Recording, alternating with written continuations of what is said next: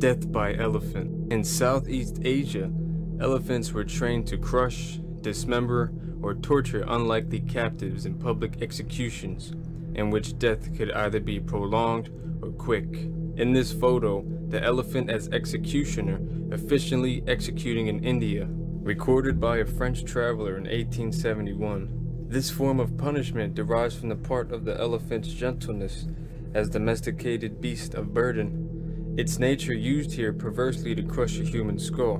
Most commonly employed by royalty, the elephants were used to signify both the ruler's absolute power and his ability to control wild animals. This style of execution both horrified and attracted the interest of European travelers and was recorded in numerous journals. This practice was eventually suppressed. Here's a condemned man hung between two famished dogs for his execution. There's not much backstory for this type of execution.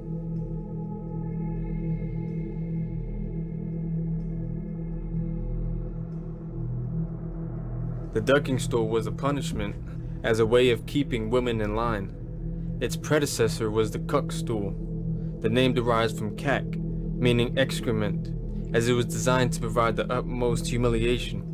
The ducking stool consisted of a seat mounted on or suspended underneath a pivoted beam. Most of the people were ducked in the muddiest and most polluted waters they could find. Eventually, the ducking pit adjoined the sewer and the victims would come up covered in excrement. This method was often used as an instrument of mob justice.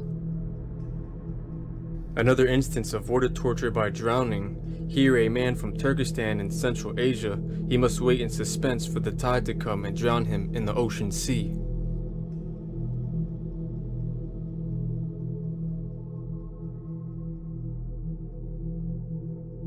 Chinese prisoners will be kept in death cages while they slowly starved. This was commonly used as a slow torture device for corporal and capital punishment. While there were variations of this device, it was typically made of a heavy two-piece wood board fitted with a sharply rimmed hole and just big enough to fit around the neck. The pieces were locked or hinged shut and sometimes strapped to the offender. Given that humiliation was a primary purpose of this device, the perpetrator's name and offense were nailed to the board for all to see. If the person was unpopular or the crime was offensive to the masses, the punishment would often include starvation or stoning. If the offender survived pelted rocks, they would continue to suffer from infected wounds. Often called Scold's brittle, Witch's brittle, or Brank's brittle, was an instrument of punishment as a form of torture and public humiliation. This device was overwhelmingly used on female victims and functioned to silence the victim from speaking entirely. It caused extreme pain and also physiological trauma, in order to scare and intimidate the wearer into submission. This was often done so upon request from husbands or other family members. The device was an iron muzzle and an iron framework that enclosed the head. A brittle bit was slid into the mouth and pressed down on top of the tongue, often with the spike on the tongue as a compress. This prevented speaking and resulted in many unpleasant side effects for the wearer, including excessive salivation and fatigue in the mouth.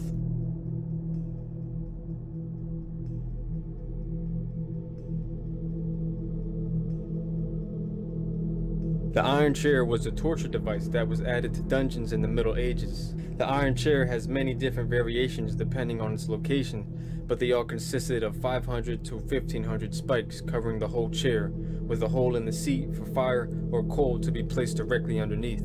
It was common to have a victim strapped to the chair watch the torture of another victim. It was mostly used as a way to coerce confessions out of people by watching other people suffer. But although it would bring a very pain and slowful death, it was probably used more symbolically. The iron chair was also used as punishment. Physically, this instrument punctures the skin while the person is tied down tightly onto the chair.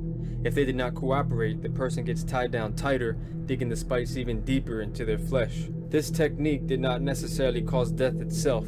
It was usually followed with an infection after the person was released. We're all familiar with the torture rack, a device that stretches the victim's limbs until they rip from the socket, but not much is talked about the opposite rack, where instead of stretching, the ropes are tightly squeezed with every turn of the wheel.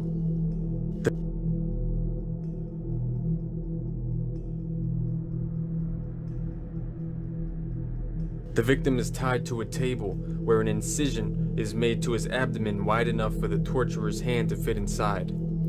His small intestines was then separated from the bottom of the stomach with a hook and attached to a crank.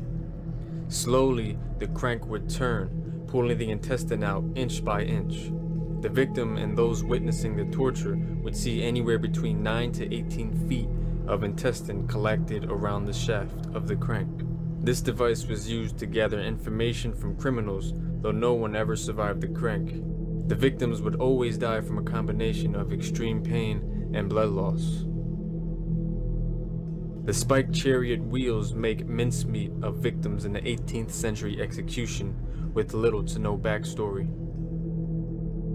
Strung out victims on the rack would also be combed in this dual punishment, in addition to having their limbs stretched out until they tear.